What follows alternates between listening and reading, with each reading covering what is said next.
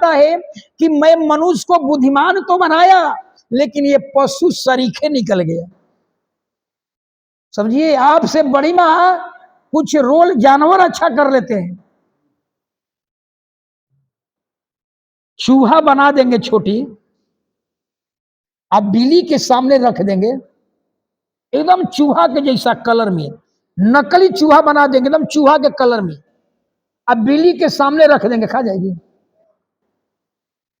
एक बिल्ली वो चूहा को पहचान लेती है कि नकली चूहा है, वो बिल्ली पहचान लेती है कि वो नकली चूहा है, लेकिन हम क्यों नहीं पहचान पाते हैं कि नकली है ये? हम सोना चांदी वहां जाते हैं, पहचान लेते हैं कि सोना नकली है, चांदी नकली है, दूध असली है कि नकली वहां समझ लेते हैं, कड़ुआ तेल अच्छा है कि शुद्ध है कि गलत है कि वो पहचान लेते हैं, लेकिन भगवान की पहचाने की बात आती है तो हम नहीं पहचान पाते हैं। वहां क्या चुनाव कर लेते हैं? नकली को चुनाव कर लेते हैं। बाइबिल कहती है जिसका मुंह है बोलता नहीं है, क्या कहलाएगा? और जितना पृथ्वी पर भगवान की आराधना हो रही है सब वही जिसका मुंह है बोलता नहीं, आंख है देखता नहीं, हम उसकी आराधना कर रहे हैं। आपसे बड़ी बात तो बिल्ली है, बिल्ली वो पहचान गया कि नकली है, बिल्ली पहचान गई इसका मुंह है लेकिन बोलने वाला नहीं है, बिल्ली पहचान गई कि आंख है देखता नहीं है, बिल्ली पहचान गई इसका हाथ है लेकिन चलता नहीं है, लेकिन हम नकली को ही क्या कर रहे हैं?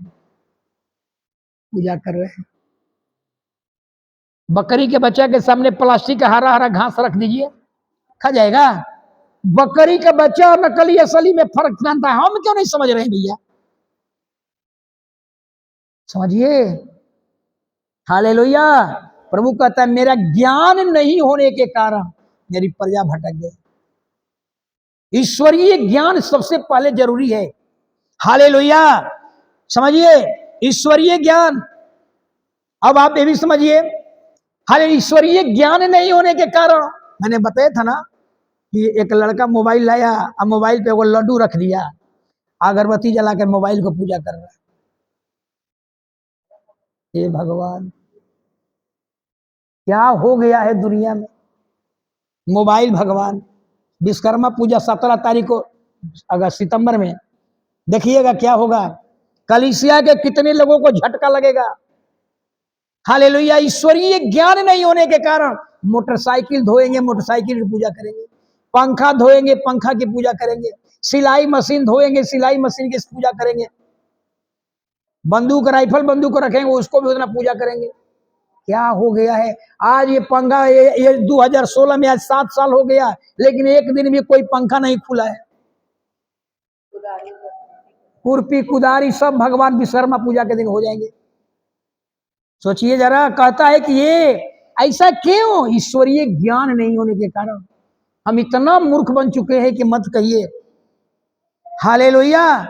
कोई समझने वाला नहीं है। पेड़ पौधा, अरे बहुत बड़ा संयोग है कि आज हमारे पास बाइबिल आ गई, अगर ये नहीं होता तो हम भी सांप चूहा बिल्ली चुचुंदर की पूजा करते। ये बहुत बड़ा सौभाग्य है कि हम लोगों की आंखें खोल दिया, प्रभु का वचन मेरे पास आ गया। हालेलुया। ये चीज को समझिए कि पेड़ पौधा आराधना नहीं के आराधना के योग्य नहीं है। हालेलुया। वो लोग आराधना करने का मतलब उसके पास आत्मिक ज्ञान नहीं है, ईश्वर का ज्ञान नहीं है।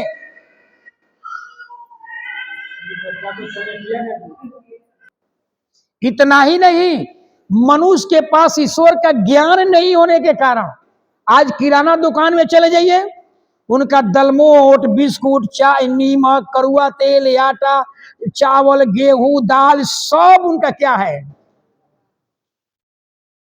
बताइए? जितना दुकान में सामग्री है सब उनका भगवान है। प्रभु कहता है ईश्वरीय ज्ञान नहीं होने के कारण ये प्रजा भटक गई। कपड़ा के दुकान में जाइए, जितना कपड़ा है सबको उनका भगवान है। ईश्वरीय ज्ञान नहीं। प्रभु कहता है कि ईश्वर का ज्ञान सबसे महत्वपूर्ण बात है। बहन जाए बिमला बहन का भी दुकान है। हालेलुया। ये गलतियां नहीं ना हो रही है। हालेलुया। घर में मुस्लिम आत्मा था। सोचिए, मैं यही बता रहा हूं, डरिए। हालेलुया। प्रभु कहता है कि सबसे परमेश्वर का ज्ञान हो, बाजार में चले जाइए, बाजार में चले जाइए, जितना किराना है सब दुकान है ना, क्या कहलाता है वो तराजू वाला, तराजू वाला सब सुबह सुबह में चले गए, कहते कि नहीं भैया अभी तक अगरबत्ती नहीं दिखाए। तराजू का पूजा क्या हो गया है दुनिया में। परमेश्वर देखता होगा, कहता होगा इसको जन्म देकर पछताता हो, ये तो सुअर है। तराजू का सामान नहीं दिया हमको, कहा कि नहीं अभी तो पूजा नहीं हुआ है। बताइए, तराजू का पूजा नहीं किए तब तक हम उसको नहीं देंगे। हालेलुया। यही कारण है परमेश्वर कहता है यशायाह किताब निकाल लीजिए, यशायाह की किताब निकालिए, परमेश्वर आपका तुलना जानवर बैल और गधा से किया है।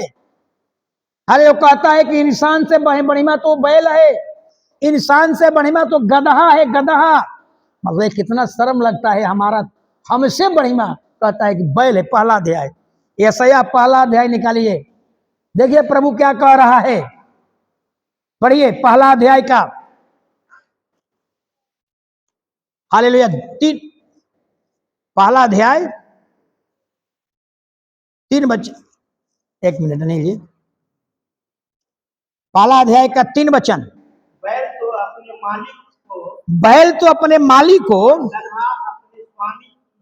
और गधा अपने स्वामी के चरनी को पहचानता है, परंतु इजराइल मुझे नहीं जानता,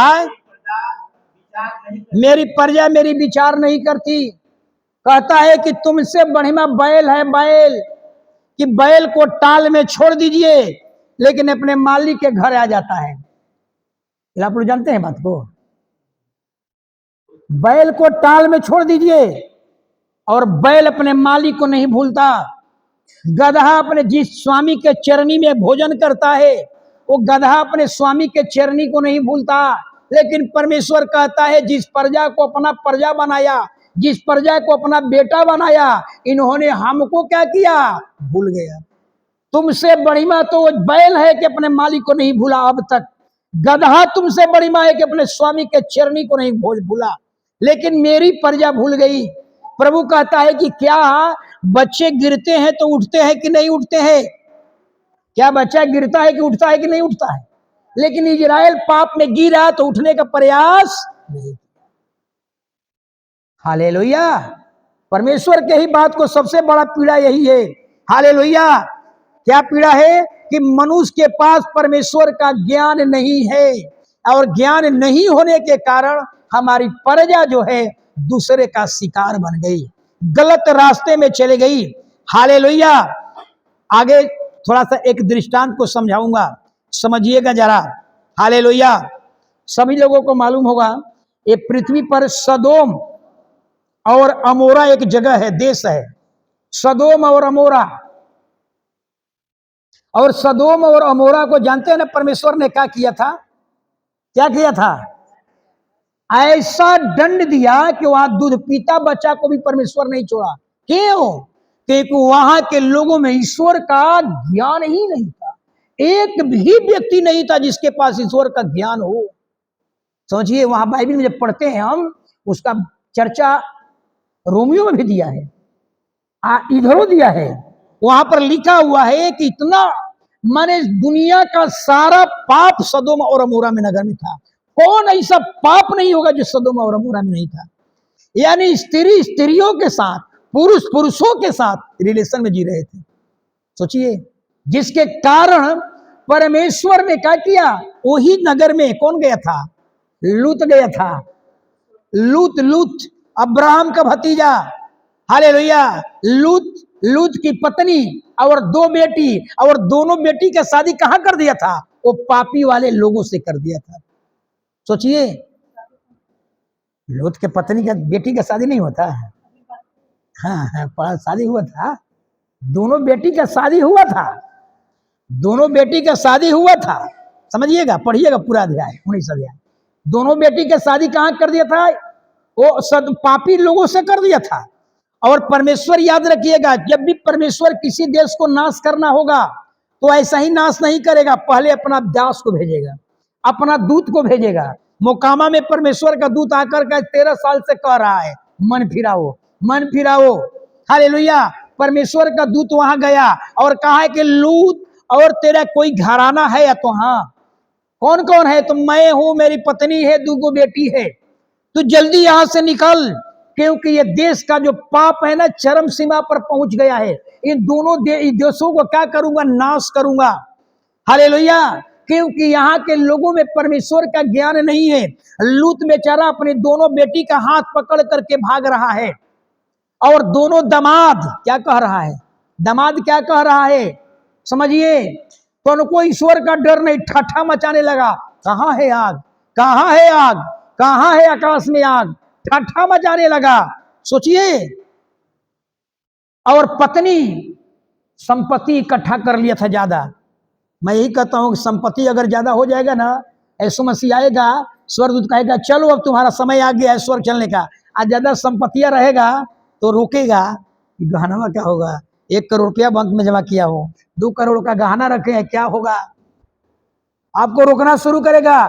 दूत कह रहा है कि जल्दी भाग यहां से। अगर ये भवन है और सब लोगों को 5-5 करोड़ रुपया यहां पर जमा है, अगर अचानक हम कह दे कि जल्दी भागिए 1 मिनट के अंदर, ये बिल्डिंग गिरने वाला है, भाग जाइएगा। ये धन है आपको, एक टेग आगे बढ़िएगा, पीछे देखिएगा मेरा 1 करोड़ रुपया है रखल है, एक टेग आगे बढ़िएगा, पीछे देखिएगा क्या करें। लूत के पत्नी को दूत कह रहा है कि जल्दी भाग यहां से, जल्दी भाग। लेकिन वो एक डेग आगे बढ़ती है, पीछे आ जाती है, एक डेग आगे बढ़ती है, पीछे की ओर लौट कर देखती है। परिणाम क्या होगा? नमक का खंभा बन गई। लेकिन दामाद दोनों क्या हो गया? मर गया।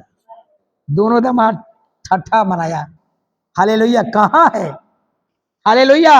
और लूत की दोनों पत्नी बेटी ये हाथ पकड़ करके लेकर के पर्वत पर पहुंच गया। और तब क्या हुआ? परमेश्वर ने पूरे देश को क्या किया? आग जला करके दूध पीता बच्चा को भी मांस किया। क्यों? क्योंकि वहां ईश्वर का एक भी व्यक्ति नहीं था जिसके अंदर ईश्वर का डर हो। हालेलुया। मैं यही कहता हूं आप लोगों से कि आपके अंदर डर पैदा हो, ईश्वर का डर पैदा हो। हालेलुया। अगर पूरे नगर में अगर ईश्वर का डर नहीं हो तो पूरे नगर को खुदा क्या करेगा? नाश कर देगा। हालेलुया। इसलिए परमेश्वर ने क्या किया? नीनवे को क्या किया? सॉरी, सदोम अमोरा को क्या किया? नाश किया। क्यों किया? क्योंकि वहां ईश्वर का किसी का डर ही। हालेलुया। और आगे ऐसा ही एक और देश था, उस देश का नाम क्या था? नीनवे। सोचिए, नीनवे भी ऐसा ही कुकर्म करने वाला देश था। परमेश्वर के देशों पर भी ठट्ठा मचाया था। और परमेश्वर ने नीनवे को भी कहा कि मात्र 40 दिन के अंदर पूरे नीनवे को नाश कर दूंगा। सोचिए, मोकामा के लिए अभी कोई दंड समय निर्धारित नहीं है। हालेलुया। लेकिन नीनवे के लिए कितना दिन मिला था? मात्र 40 दिन। 40 दिन में पूरे नीनवे को मिटा दूंगा। याद रखिएगा, ये धरती किसकी है? किसी और देवता की नहीं है। ये धरती हमारा परमेश्वर का है। जब चाहे तब वो नाश कर सकता है। ये देवता की ताकत नहीं है। आप पढ़ लीजिए, नीनवे के लोग जब समुद्र में नीनवे योना जा रहा था, आंधी आ गई थी। हालेलुया। आंधी आ गई थी। आंधी को रोकने के लिए परमेश्वर ने क्या, सॉरी, योना को लौटने के लिए आंधी आई। और नाव पर जितने लोग व्यापारी थे, सब व्यापारी देवता की पूजा करने वाले, सारा व्यापारी अपने अपने देवता को पुकारा, लेकिन आंधी घटी नहीं। क्यों नहीं आंधी खत्म हुआ? क्योंकि आंधी और तूफान ये हाथ के बनाए हुए देवता के बस में। आंधी तूफान समझिए देवता के हाथ में नहीं है। सारे भगवान अपने देवता को दुहाई दिया, आंधी नहीं घटा। हालेलुया। योना कहता है कि आंधी मेरे कारण आई है, मुझको समुद्र में फेंक दो, सब बच जाएगा। हालेलुया। योना समझिएगा, योना प्रचार करने के लिए, शॉर्टकट में चलूंगा, योना प्रचार करने के लिए कहां चल गया? नीनवे देश में। सोचिए जरा। और वहां प्रचार किया, कहा कि नीनवे उलाट दिया जाएगा। लेकिन देख लीजिए, जितना नीनवे दुष्ट था ना, उससे बढ़ करके धार्मिकता का जीवन जिया। हालेलुया। 40 दिन तुम्हारे लिए मौका है। 40 दिन के अंदर अगर तूने मन नहीं फिराया, 40वां दिन पूरे मिटा दिया जाएगा। जब ये आवाज राजा के कान में पहुंची, राजा ने राज वस्त्र उतार दिया, टाट ओढ़ लिया, उपवास में बैठ गया, घुटना में बैठ गया, पूरे नगर में ढिंढोरा पिटवाया। परम प्रधान परमेश्वर की आज्ञा है, अपने अपने जानवरों के मुंह बंद करो, भोजन को बंद करो, ये भेड़ बकरियां ऊंट गदहिया सब जानवरों का भोजन बंद करो, उपवास कराओ, अन्न और पानी बंद करो, अपने बेटा बेटी स्त्री पुरुष सबको अनाज बंद करो, अपने बच्चे को भी अनाज बंद करो। और जब परमेश्वर ने स्वर्ग से देखा, वाह रे निनवे के लोग, ऐसा तो हमने कभी पूरे बाइबिल में कभी ऐसा हमने उपवास नहीं देखा। भाई किसी घर में समस्या आती है तो हम लोग कहते हैं कि हम लोग पूरे परिवार उपवास कर लेंगे, कभी कहते हैं कि हम लोग जानवरों का उपवास रखेंगे, बिल्ली पाले हैं कुत्ता पाले हैं उसको भी उपवास करा दीजिए।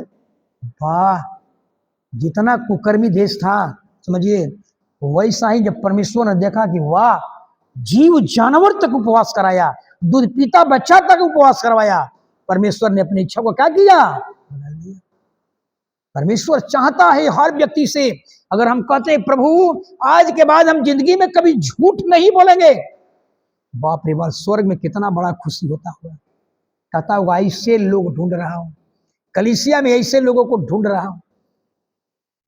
हालेलुया। जब कहते हैं कि प्रभु आज के बाद कभी हम अपनी आंख गलत चीज पर नहीं लगाएंगे, प्रभु कहता है कि ऐसे लोगों को ढूंढ रहा हूं। हालेलुया। जब कहते हैं प्रभु आज के बाद लोभ और लालच अपने जीवन में नहीं रखूंगा, प्रभु ऐसे लोगों को, हालेलुया। मसीही का मतलब मैं बता चुका हूं, पांच चीज के बारे में, और बहुत चीज पर नियंत्रण करना है। हालेलुया। लोभ पर जय पा लीजिए, व्यभिचार पर जय पा लीजिए, मूर्ति पूजा पर जय पा लीजिए, घमंड पर जय पा लीजिए, और एक और क्या है, झूठ पर जय पा लीजिए। अगर इस पर जय पा लिए, ये है मसीही जीवन। हालेलुया। तो निनवे को परमेश्वर ने क्या किया, बचा लिया। क्यों बचा लिया, निनवे के लोगों ने पाप से मन फिरा लिया। Hallelujah, hallelujah. निनवे के लोगों ने मन फिरा लिया। हालेलुया, याद रखिएगा। हालेलुया।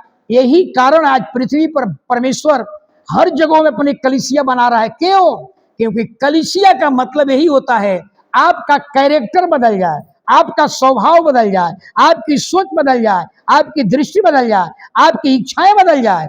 यही है संगति का मतलब। आना जाना मसीही जीवन नहीं है। प्रभु का झलक आपके जीवन में दिखे, हालेलुया। प्रभु का झलक अगर आपके जीवन में नहीं है, हालेलुया, तो बाइबल कहती है ये मसीही जीवन नहीं है, ये हारा हुआ मसीही जीवन है, ये डुप्लीकेट जीवन है। हालेलुया। एक और बात को समझा देता हूं, याद दिला देता हूं, कई बार मैं बता चुका हूं। हालेलुया। हम यीशु मसीह का मूर्ति भी अपने घर में नहीं रख सकते, मां मरियम का भी मूर्ति नहीं रख सकते। ये जानते हैं ना, मूर्ति पर बहुत सवाल उठ जाएगा। किसी प्रकार का मूर्ति रखिएगा, परमेश्वर आप पर क्रोधित हो जाएगा। बाइबल में कहीं या चर्च में कहीं मूर्ति है नहीं, क्योंकि मूर्ति से रक्षा, बाइबल में वो कमेंट किया गया है। जब हेजकेल किताब पढ़िएगा ना, यिर्मयाह की किताब, उसमें लिखा हुआ है कि तुम अपने हाथ के बनाए हुए देवता पर बड़ी भरोसा करते हो, बड़े घमंड करते हो कि ये मेरे देवता हमारी रक्षा करेगा। ये अपने देवता को, हाथ के बनाए हुए देवता को, गणेश जी, ककड़ी के खेत में रख दीजिए, पूरा ककड़ी का खेत बच जाएगा, बच जाएगा। कहता है कि अपने देवता पर जिस पर घमंड करता है, जिस देवता को सोना चांदी में बनवा करके रखा है, बड़ा घमंड करता है, उसको ककड़ी के खेत में रख दो, ककड़ी के खेत रक्षा हो जाएगा, उससे नहीं होगा। कहता है कि तुम इस पर घमंड करते हो, आधा कट्ठा ककड़ी के खेत की रक्षा नहीं कर पा रहा है, अरे उसके बदले में एक पुतला टांग दो। पुतला, पुतला जानते हैं आप लोग, पुतला, कुर्ता पैजामा पहरा दीजिए, कुर्ता पैजामा, हाथ में वो डंटा धरा दीजिए, और हवा बहेगा ना तो डंटा ऐसे ऐसे हिलेगा, मजाल की कोई जानवर उसमें पड़ जाए, पूरा ककड़ी का खेत बच जाएगा। प्रभु कहता है जिस देवता को घमंड कर रहे हो, देवता तेरे ककड़ी का रक्षा नहीं किया, लेकिन पुतला से तेरा पूरा ककरी का खेत बच गया, इसलिए अपने देवता को हटाओ और जाकर ककरी के खेत की क्या कह पुतला को जाकर के पूजा कर, क्योंकि पुतला से तो पूरा ककरी का खेत। मतलब भगवान कितना ईश्वर समझने के लिए कि तुम्हारा देवता कोई काम का नहीं है। इससे शक्तिशाली कौन दिखाई दे रहा है? पुतला। गोसाईगांव में पुतला ढेर मिलेगा, मकई के घर में खेत में पुतला, मकई के खेत में कल पुतला टांगा हुआ है, कुर्ता पैजामा पहरा करके, हवा बह रहा है, हिल रहा है, डंडा लेकर के हिल रहा है। हालेलुया। इसलिए परमेश्वर कहता है, हालेलुया, इसलिए परमेश्वर को सबसे बड़ा तकलीफ है यही बात को लेकर के, हालेलुया, जिस पर तुम इतना घमंड करते हो कोई काम का नहीं है, एक ककरी के खेत रक्षा नहीं कर रहा है, और तुम उसे आशा लगाए रखो कि हमारी रक्षा करो, हमारे घर की रक्षा करो। बताइए, कहते हो कि पूरे हमारा मोकामा के मां रक्षक है, ये वो आधा कट्ठा ककरी के खेत रक्षा नहीं हो रहा है, और कहते हो पूरे मोकामा का रक्षक है। ऐसे लोगों को तो चुल्लू भर पानी में डूब करके मर जाना चाहिए। Hallelujah, hallelujah. तो समझ लीजिए, हालेलुया, ये सारा काम है परमेश्वर का ज्ञान नहीं होने के कारण। हालेलुया, परमेश्वर का ज्ञान नहीं होने के कारण, हालेलुया, परमेश्वर हमारी कितना नाम धराई कर दिया। हालेलुया। एक और घटना को समझिएगा, हालेलुया, एक मैसेज चेंज कर करके बता रहा हूं। हालेलुया, एक और वचन, ये दूसरा मैसेज है। Hallelujah, hallelujah. परमेश्वर के भवन में पुराना जब नियम पढ़िएगा तो परमेश्वर ने कुछ अपराध के कारण क्या कर दिया था कि मेरे भवन में कौन लोग रहेंगे, कौन लोग नहीं रहेंगे। पुराना नियम अब नया नियम में आपको अंतर समझ में आता है ना? हालेलुया। पुराना नियम में, अगर पुराना नियम होता तो सब आज कलीसिया में नहीं होता। पुराना नियम में परमेश्वर के भवन में कौन जाएगा? याद रखिएगा, कोढ़ी अगर आपके शरीर में कहीं कोढ़ फूट गया, आप मंदिर नहीं जा सकते, चर्च में नहीं जा सकते। है जी, चरक फूट गया, नहीं आ सकते। मरियम कोढ़ी बनी थी ना, बाहर कर दिया गया था ना, निकाल दिया गया था। सोचिए, हालेलुया। अगर महिलाओं को लहू का रोग है, वो महिला कल चर्च नहीं आ सकती, अभी नहीं, पुराना नियम में। हालेलुया। और मुसलमान की महिला तो मस्जिद जा ही नहीं सकती, अपना दुख को बयान नहीं कर सकती, यही पुराना नियम में फॉल्ट था। हालेलुया। इतना ही नहीं, और अगर आपका एक वो आंख है तो प्रभु के भवन में नहीं जा सकते। सोचिए, बहुत समस्या था शरीर में, जिसे जानवर को हम लोग बलि चढ़ाते थे ना, अगर एक वो उसका पैर टूट जाए तो हम परमेश्वर को बलि नहीं चढ़ा सकते, परमेश्वर के नहीं सामने ला सकते। ऐसा ही था, इतना पुराने नियम में था। हालेलुया। लेकिन नया नियम में ये सब परमेश्वर ने सारे बाधाओं को क्या कर दिया? तोड़ दिया, तोड़ दिया। अब सब अंधा, लंगड़ा, बहिरा, अरे भैया भगवान को जरूरत किसको पड़ेगा? पापियों को ना जरूरत पड़ेगा, बीमारों को ना जरूरत पड़ेगा, कोढ़ियों को ना जरूरत पड़ेगा। हालेलुया। परमेश्वर यीशु मसीह ने सबको तोड़ दिया, सबको छाट दिया। अब प्रभु के भवन में अंधा, लंगड़ा, बहिरा, गूंगा, सब के सब आएंगे, हर जातियां, हर मजहब, हर कुल, हर खानदान, अमीर गरीब, सब परमेश्वर के भवन में। इसीलिए पर्दा फटा था। पर्दा फटने का कारण नहीं था, अब कोई बिचवान ऐसी नहीं है, अब कोई जो है रुकावट नहीं है, सब के सब प्रभु के भवन में जा सकते हैं। लेकिन आज भी मुसलमान में क्या है? ये बड़ी बाधा है कि मुसलमान में महिलाएं अपने दुख का बयां नहीं कर सकती, महिलाएं मस्जिद में नहीं जा सकती। और संसार में अभी भी महिलाओं को है, अगर आपके जीवन में लहू का समस्या है तो आप मस्जिद में नहीं जा सकते हैं? हम मंदिर है, मस्जिद में तो मुसलमान के अलावा नहीं है महिलाओं को। आज भी हिंदू परिवार में है, महिलाओं को समय में, हालेलुया, किचन में नहीं जाना है, मंदिर में नहीं जाना है। ये कौन तरीका है भैया? लेकिन हमारा परमेश्वर कहता है कि कोई भी महिलाएं वो 300 दिन बाइबिल पढ़ सकती है। हालेलुया। क्योंकि बाइबिल कहती है कि आराधना आत्मा और सच्चाई से करना है, शरीर से उसका कोई लेना देना यीशु मसीह को कौन पकड़ा था? 12 बरस का लहू वाला बीमारी महिला था। महिला को 12 बरस से लहू बहा था। सारा रुपया पैसा खर्च कर दिया, जमीन जायदाद सब बेच दिया, किसी डॉक्टर ने चंगाई नहीं दिया। यीशु के पास वस्त्र को छुआ, यीशु मसीह चंगा, उससे चंगा हो गई। हालेलुया, यीशु चंगा हो गए। लेकिन यीशु अशुद्ध नहीं हुए, तो उनके मुख से निकला हुआ वचन कभी अशुद्ध होगा? ये समझिए। इसलिए हर महिलाएं हर परिस्थिति में, प्रसौती में भी ये बाइबल को क्या करना है? पढ़ना है। क्योंकि नया नया परिवार होता है तो उन लोगों को उतना ज्ञान नहीं है। वो लोग समझती है तू पुराना वाला चीज पकड़ ले है कि वो तो क्या हो गया, अशुद्ध अवस्था में है, हम ऐसा नहीं पढ़ सकते हैं, बाइबल नहीं पढ़ सकते हैं। हालेलुया, याद रखिए। हालेलुया, जब हमारा प्रभु को एक महिला ने छुआ, हमारा प्रभु अशुद्ध नहीं हुआ, तो उसके मुख से निकला हुआ वचन कभी अशुद्ध। हालेलुया, हर रोज पढ़िए। हालेलुया। तो परमेश्वर के भवन में रोक था किसका? एक वचन को निकाल लीजिएगा। व्यवस्था विवरण। आज बहुत बड़ा सौभाग्य है कि ये सब परिस्थितियां दूर हो गई। आज हर परिवार प्रभु के भवन में रोए, आंसू बहाए और प्रभु से मांगे। लेकिन ये पुराना नियम में सौभाग्य नहीं था। व्यवस्था विवरण 23 अध्याय।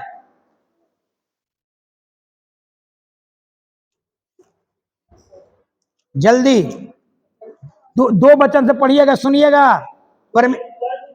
हाँ हाँ, देख रहे हैं ना? जो बस रुक जाएगा नहीं जी। जो व्यभिचार से बच्चा पैदा हुआ है, जो कुकर्म से बच्चा पैदा हुआ है, वो परमेश्वर के भवन में नहीं जा सकता। आज नहीं, यीशु से पहले। हालेलुया, कोई पहुआ के समय में। और आगे, बाप रे बाप, बताइए कितना 10 पीढ़ी तक खुदा ने रोक लगा दिया था। जो भी अगर व्यभिचार से बच्चा आया है, जो भी कुकर्म से बच्चा आया है, 10 पीढ़ी तक तू मेरे घर में नहीं रहेगा, मेरे भवन में नहीं रहेगा। सोचिए, 10 पीढ़ी तक, मतलब समझ रहे ना? गिलगिलाते रहो, गिड़गिड़ाते रहो, तेरा कोई सुनने वाला अब नहीं है। क्यों? क्योंकि तू व्यभिचार से जन्म दिया है। तीसरा भी पढ़िए। कोई अमोनी हाँ या मोआबी हाँ यहोवा की सभा में न आने पाए। हाँ, उनकी 10वीं पीढ़ी तक बाप रे बाप। कोई यहोवा की सभा में कभी न आने पाए। मैं फिर एक बार समझा दे रहा हूं, समझिएगा। हमने क्या बताया अभी? क्या बताया कि लूत की पत्नी, लूत ने अपने दोनों बेटी का हाथ पकड़ करके कहां लेकर गया? पर्वत पर। कौन पर्वत? सूअर पर्वत पर। दोनों बेटी को लेकर के चला गया। और 2 ही बेटी, जिसका नाम क्या था? एक का नाम था मोआबी, एक का नाम क्या था? अमोनी। वही देश का नाम है, मोआबी और अमोनी। समझिएगा, ये 2 बेटी से ये बेटी लोगों ने क्या किया कि हम लोग क्या किया, उसमें समझाने में हमको अच्छा नहीं लगता है। हालेलुया, ऐसा चीजें है। ये दोनों बेटी ने क्या किया कि अपने बाप से गर्भवती हुई। बताइए, अपने बाप को क्या किया? दाख मधु पिलाया और उससे गर्भवती हुई दोनों बेटी। और उससे जो पैदा हुआ, एक 2 देश बन गया, एक मोआब देश, एक अमोनी देश। और दोनों देश को खुदा ने श्राप दे दिया कि तू व्यभिचार से, कुकर्म से पैदा हुआ तेरा देश है, 10 पीढ़ी तक मेरे भवन में तेरे लोग नहीं आएंगे। हालेलुया, यही मोआबी है जिसका राजा कौन था? बलाक। और बिलाम को आया था आशीर्वाद देने, श्राप देने के लिए। याद है ना? याद है ना? मैं यही बता रहा हूं, गलत सलाह दिया था। कौन? मोआबियों को। मोआबी लोग बड़ी सुंदर सुंदर औरत होती थी। कुकर्म से बच्चा पैदा होता है, बड़ा सुंदर होता, नहीं जानते आप लोग? गांव में कहावत है, कुकर्म से पैदा होने वाला बड़ा सुंदर होता है। मोआबी लोग बड़ी अच्छी अच्छी औरत सुंदर थी। और बिलाम देखा कि जब शराब देने में नाकाम हो गया, याद है ना? बलाक शराब देने में नाकाम हो गया इजराइलियों को। इजराइली एक ऐसी जाति है जिस पर किसी का शराब नहीं लगेगा, चाय बनाने वाला जाओ। हालेलुया, शराब देने में नाकाम हो गया तो क्या किया? हालेलुया, वही वही क्या है, बिलाम भविष्यवक्ता था। बिलाम ने क्या कहा? देखो हम तो शराब देने में असफल हो गया, लेकिन एक तरीका है, एक सम्मति है। आज भी सुबह में मैं पढ़ रहा था। हालेलुया, एक उपाय है। अब इजरायलियों को शराब नहीं देना पड़ेगा। इजरायली एक ऐसी जाति है ना, किस पर किसी का मंत्र ही नहीं लगेगा, किसी का शराब ही नहीं लगेगा। अगर मुंह खोलेगा शराब देने के लिए तो आशीर्वाद निकल जाएगा। हम लोग इजरायली हैं, हम पर कोई शराब नहीं लगेगा। तब बिलाम कर देखे काम, हम तो असफल हो गए हैं, एक काम कर, हालेलुया, मोआबी लोग सुंदर सुंदर, जितनी सुंदर कुंवारी होती है सब इजरायलियों के पास भेज दे, जितनी सुंदर कुंवारी है सब इजरायलियों को भेज दे। अब तुम्हें कुछ करना नहीं पड़ेगा, इजरायली लोग खुद उसके कुकर्म करेगा, और अब आपको देखना पड़ेगा, खुदा उनको खुद दंड देगा। परमेश्वर ने मरी फैलाया और 24,000 इजरायलियों को क्या किया? नाश किया। गलत सलाह, जानते हैं, बिलाम को कुचल दिया गया, बिलाम को मार दिया गया। क्यों? क्योंकि गलत सलाह दिया था। Hallelujah, hallelujah. तो परमेश्वर ने क्या किया? दो कारण देखा है ना, बिलाम में व्यभिचार से पैदा हुआ, परमेश्वर के भवन में नहीं जा सकता है बच्चा, अभी नहीं, पहले की घटना है, यीशु मसीह के बाद नहीं। और तीसरा एक और कारण है, हालेलुया, परमेश्वर का क्रोध एक और है कारण मोआबियों पर। तीसरा पढ़िए नहीं, चौथा।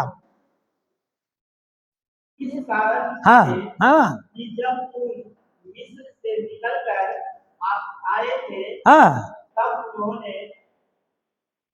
अन्न जल लेकर मार्ग में तुमसे भेंट नहीं की। बस बतलाइए, आप सोच रहे हैं, जब परमेश्वर एक और चौथा कारण दिखाया परमेश्वर, तीसरा कारण क्या दिखाया? हालेलुया, जब इजरायली मिस्र से आ रहे थे तो आगे कौन देश पड़ा था? मोआब देश। अब जानते हैं पृथ्वी का सबसे श्रेष्ठ जाति कौन है? मां भान राजपूत नहीं, इजरायली, जिसको हम लोग बोलते हैं यहूदी, समझिए, सबसे श्रेष्ठ। और जब वे लोग आ रहे थे इजरायली लोग हाले जंगल में, तो तूने अन्न जल लेकर के उनको स्वागत में क्यों नहीं खड़ा हुआ? ये पृथ्वी का सबसे श्रेष्ठ लोग हैं, परमेश्वर के लोग हैं, परमेश्वर उनके साथ रहते हैं। जब वो लोग आ रहे थे तो तूने अन्न जल लेकर के क्यों नहीं उसको भेंट दिया? बताइए, ये 3 कारण था। पहला, कुकर्म से पैदा हुआ, 2 देश मना, और कहा कि 10 पीढ़ी तक तेरा औलाद मेरे भवन में नहीं आएगा। हालेलुया। और एक और कारण बताया, हालेलुया, क्या बताया? कि हालेलुया, अन्न जल लेकर के तूने हमारे लोगों को अन्न जल क्यों नहीं दिया? सोच लीजिए कितना बड़ा प्रतिफल है। अगर आपको कोई एक ठंडा, यीशु मसीह भी कई बात को कहा, एक वचन को पढ़ लीजिए सिस्टर, यीशु मसीह भी यही बात को कहा था। एक वचन पढ़िए, मत्ती 10 का 42। एक मसीही भाई बहन को अगर एक ठंडा गिलास पानी पिला देते हैं, इतना बड़ा फल है। अगर भोजन करा दिए तो सोच लीजिए कितना फल बड़ा मिलेगा। मैं नहीं कर रहा हूं, यीशु कह रहे हैं। 10 का 42। हाँ हाँ, पानी पिला दे, हाँ, नहीं खोएगा। कहता है कि मेरा चेला समझ करके एक ठंडा गिलास पानी पिला दे, हालेलुया, कभी प्रतिफल नहीं खोएगा। अगर भर पेट भोजन करा दिया तो क्या होगा? सोचिए कितना बड़ा फल है। किसको? मसीही भाई बहन को। इसीलिए परमेश्वर ने कहा, जब मिस्र से ला रहे थे तो तूने अन्न जल लेकर क्यों नहीं गया स्वागत करने के लिए? तू नहीं जानता था कि पृथ्वी के सबसे सुंदर और सबसे नमूना देश है, सबसे पवित्र लोग हैं, सबसे आदर्श लोग हैं, पूरा दुनिया इसको स्वागत करेगी। ऐसे लोगों को अन्न जल लेकर तुम्हें भेंट देना चाहिए, स्वागत करना चाहिए, लेकिन तूने नहीं